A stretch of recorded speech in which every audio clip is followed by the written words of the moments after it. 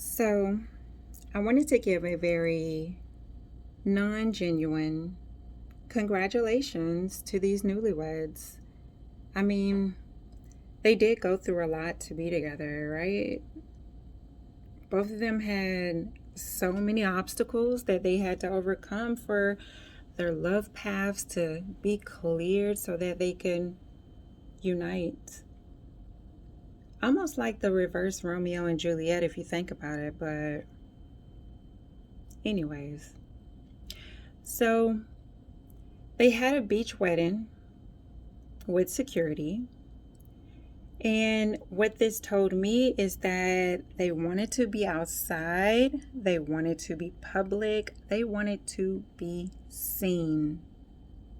Like they didn't care, but they did kind of care because they had security there. So almost that they thought that something might potentially happen, some drama, some backlash, but they were going to do it anyway because they just love each other so much. So love endures, right? And so the ceremony took place. I didn't really care to watch the whole thing. But between the two of them, they have 7 children. And you would think that a couple of the children would be in attendance, but no, 0. None of the kids showed up. And to that I say, good job, kids. Why would you want to be a part of this ceremony? Now, while I don't know the circumstances surrounding the reasons to why none of the children were there, this was, in my opinion, the best outcome. Because let's just take a moment and break this down. John Paul Miller has 5 of the 7 kids that we just talked about between the two of them. John Paul Miller's oldest son, Logan, is 27 years old. A grown man. A grown man. He looks just like him. He seems to act just like him from what I can see with police reports. But no, even Logan was not there. And John Paul Miller's 4 remaining younger children, which are teens mostly now, probably just sided with their mother and also wanted no parts in this union. Now, I can't speak for them, but like I said, there's no telling what these kids have endured and what they saw John Paul Miller putting their mother through and their siblings through. They have already gone through scandals with an S, and I'm talking about the children, because that's really where my heart melts. I always have a soft spot for children, and I believe strongly in protecting our youth. So first, their father cheated on their mother with Mica. Let's just call it like it was. I'm not trying to come down on Mica in any way, but this is just the facts. Mica, at the time of the affair, was still very young, and she was also in attendance of the church, and they knew her. They knew her well.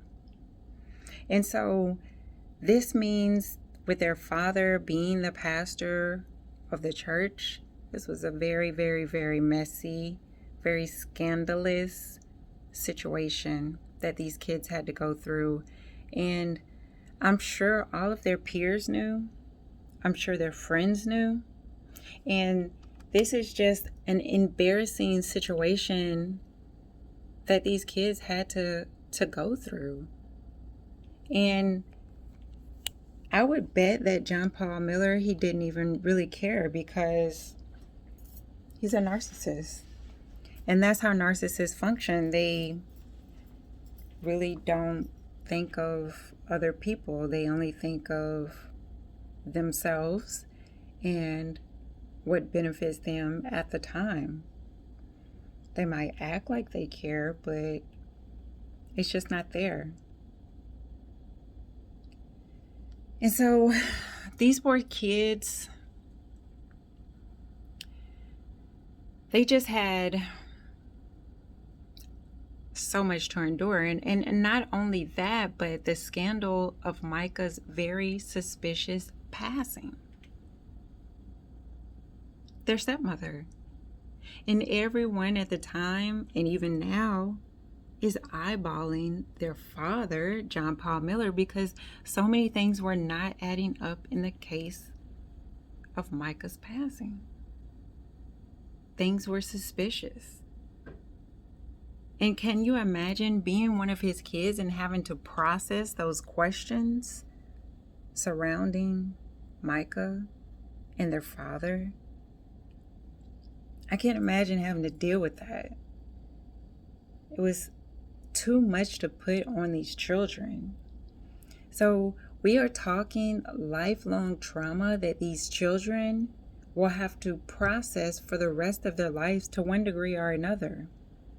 And we all know people process stuff differently. Some people process things pretty well, and some people do not process things very well. Or they pack it away and try to process it later, but eventually it's going to have to be unpacked for the healing process to begin. And enough is enough already. And that's why I am in agreement with his children not being there. It's hard to set boundaries with your parents, especially if your parents are extremely toxic. Kids still want their parents in their life, so it's difficult. These kids need as much stability as they can get right now for their healing process.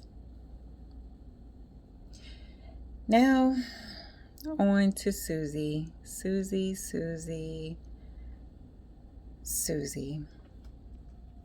has 2 twin children that she had with Chris Skinner. And these children also have endured quite a bit of trauma.